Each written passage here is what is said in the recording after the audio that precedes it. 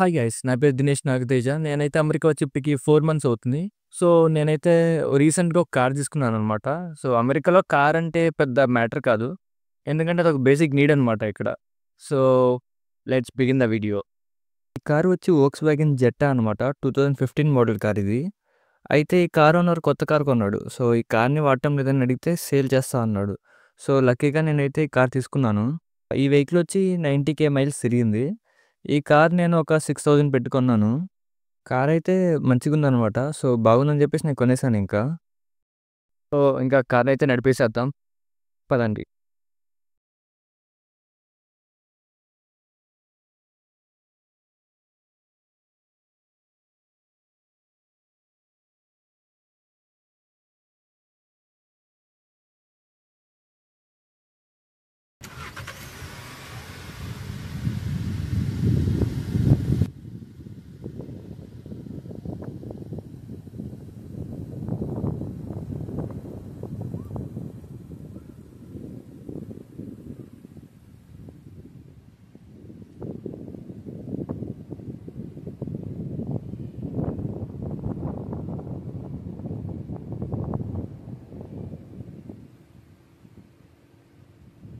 ఇక్కడ మాస్టర్స్‌కొచ్చే student budget maximum నాకు తెలిసి 6,000-4,000 మధ్యలో ఉంటుంది. బేసిక్‌గా ఈ కార్ జస్ట్ ఆ 2 ఇయర్స్ వరకైతే చాలు అని ఉద్దేశంతో కొంటారు. అయితే కొన్న కార్‌లన్నీ రోడ్డు మీద తిరుగుతాయా అంటే లేదు, తిరగవు.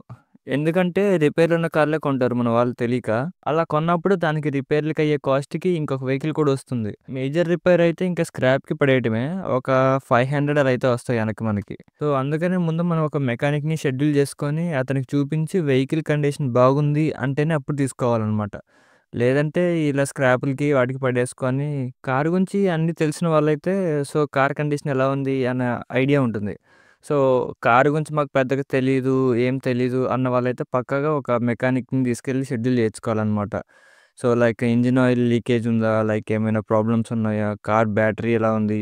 ఇంజిన్ ఇంకా సో, నేను సైకిల్ వేసుకొని వెళ్ళే రోజైతే టైర్ పంక్చర్ అయితే బస్సులో పడేసి ఇంటికి వచ్చేవాడిని. అదే కార్ అయితే ఇన్స్యూరెన్స్ కంపెనీ వాళ్ళు గానీ, లేదంటే మీకు తెలిసిన ఫ్రెండ్స్ కానీ రావాలనమాట. లైక్ ఏమైనా కార్‌కి ఏమైనా ఇబ్బందయితే. కొన్ని కొన్ని కార్స్ అయితే ఇంటీరియర్, ఎక్స్‌టీరియర్ చూడడానికి సూపరుంటాయి. కాకపోతే ఇంజిన్‌లో ఉన్న ఫాల్ట్ అయితే బయటికి పడదనమాట అప్పుడే. సో, మీరు గట్టిగా ఒక నెల వాడారంటే ఒక్కొక్క ప్రాబ్లమ్ చిన్నగా బయటకొస్తుందనమాట. కార్ లేకపోతే ఏమవుతుందంటే ఇప్పుడు ఎక్కడికైనా వెళ్ళాలంటే బద్ధకం వేస్తుందనమాట. సో, అంత దూరం బస్సులో ఏం వెళ్తామని.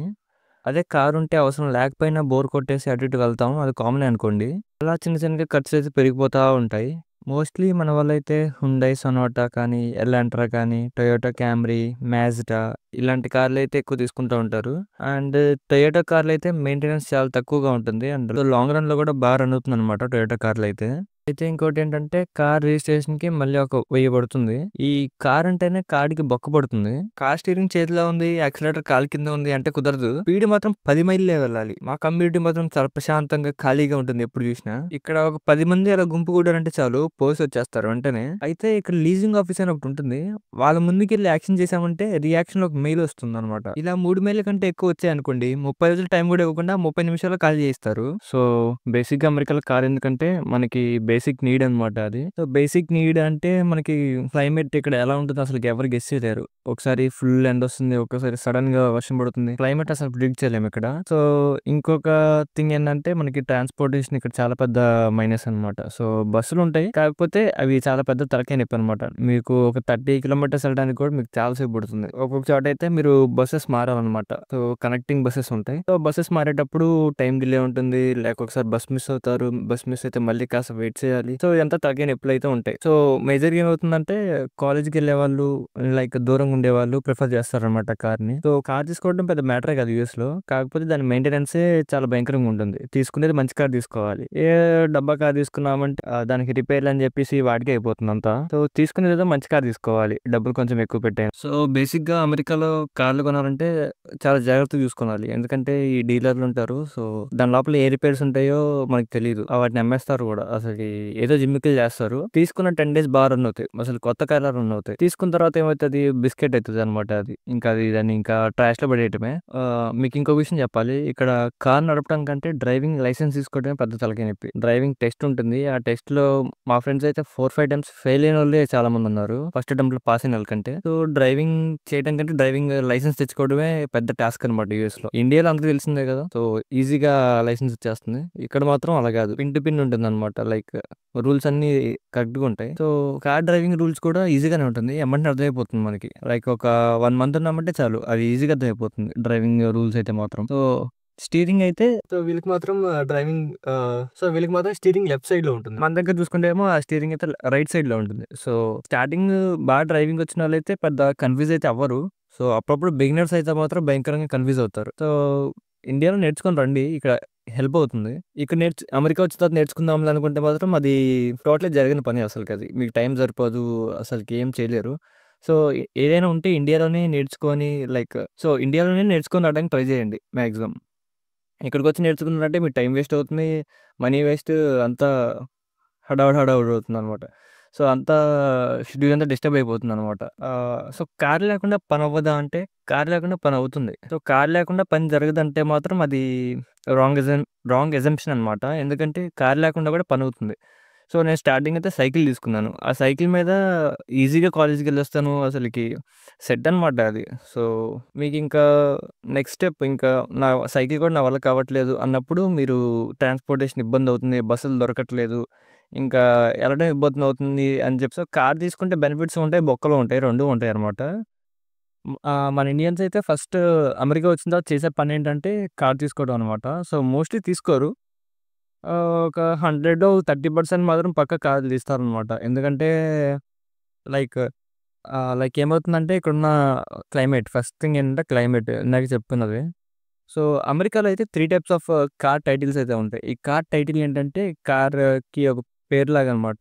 సింపుల్‌గా చెప్పాలంటే కార్‌కి ఒక పేరు. అంటే హెడ్డింగ్ లాగా అనమాట. సో, ఆ హెడ్డింగ్‌లో ఏముంటుందంటే క్లీన్ టైటిల్ అని ఒకటుంటుంది. క్లీన్ టైటిల్ అంటే ఇప్పటివరకు దానికి యాక్సిడెంట్స్ గానీ, డెంట్స్ గానీ ఏం జరగదనమాట. అంటే ఇన్స్యూరెన్స్ క్లెయిమ్ చేయలేదనమాట. సో, దాన్ని క్లీన్ టైటిల్ అంటారు. Clear title. సెకండ్‌ది salvage title. So, salvage title అంటే అది కారు తుక్కు తుక్కు అయిపోయి మళ్ళీ ఇన్స్యూరెన్స్ రీక్లెయిమ్ చేసిందనమాట.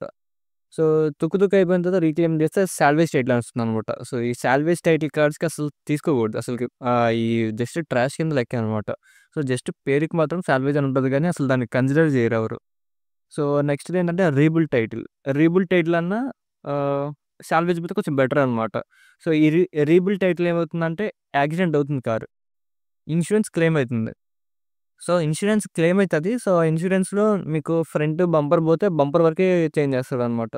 సో, రీబిల్డ్ టైటిల్ కూడా నేను అసలు ప్రిఫర్ చేయకూడదు ఎవరు. సో, ఆ కార్‌కి కార్ ఫ్యాక్స్ అని ఒకటుంటుంది. ఆ షీట్‌లో కార్ డీటెయిల్స్ మొత్తం ఉంటాయి. మీ సర్వీసింగ్ ఎప్పుడు చేయించారు, ఎవ్రీథింగ్ ఉంటుంది. సో, క్లీన్ టైటిల్ తీసుకోవడానికి ఎక్కువ ప్రిఫర్ చేయాలి. మోస్ట్‌లీ అందరూ తీసుకునేది క్లీన్ టైటిలే అనమాట. సో, ఇంక నెక్స్ట్ మైల్స్. మైల్స్ వచ్చి 120 మైల్స్ కంటే ఎక్కువ దాటింది ఎక్కువ కన్సిడర్ చెయ్యరు. ఎందుకంటే ఆ బండి ఆల్రెడీ చాలా మైల్స్ తిరిగింది. సో, ఈ 120 మైల్స్ కంటే ఎక్కువ తీసుకుంటే ఏమైతుందంటే మీకు లాంగ్ రన్‌లో ఖచ్చితంగా ప్రాబ్లమ్స్ వస్తాయి. సో, 120 కంటే తక్కువ ఉన్న బండయితే తీసుకోవాలనమాట. 12 మోడల్స్ తర్వాత వస్తాయి. సో, 2012-2018 మధ్యలో ఒక $5,000, $6,000 వస్తుంది. అంతకంటే 2012 లోపల మోడల్స్‌కైతే అసలకెళ్ళొద్దు. ఎందుకంటే అయి ఇంకా మోస్ట్‌లీ మీ దగ్గరకొచ్చిందంటే ఒక 50 మైల్స్ తిరంగానే అదయిపోతుంది బండికి పని. సో, అంత డబ్బులు బెట్టి 6,000, 7,000 బెట్టి తీసుకుంటే అది బూడిదలో పోసిన పన్నీరయితుందనమాట కార్‌కి పెట్టిన డబ్బులు. సో, కార్ కొనేటప్పుడు మాత్రం చాలా జాగ్రత్తగా చూసుకోనాలి. సో, మళ్ళీ నెలలా ఇంజిన్ ఆయిల్ ఉంటుంది. టైర్స్ చేంజ్ చేసుకోవాల్సొస్తుంది. టైర్లు పంక్చర్ అవుతాయి. ఆహ్, కూలెంట్ అయిపోతుంది. సో, ఇయన్నీ చెక్ జేసుకుంటా ఉండాలనమాట ఫ్రీక్వెంట్‌గా.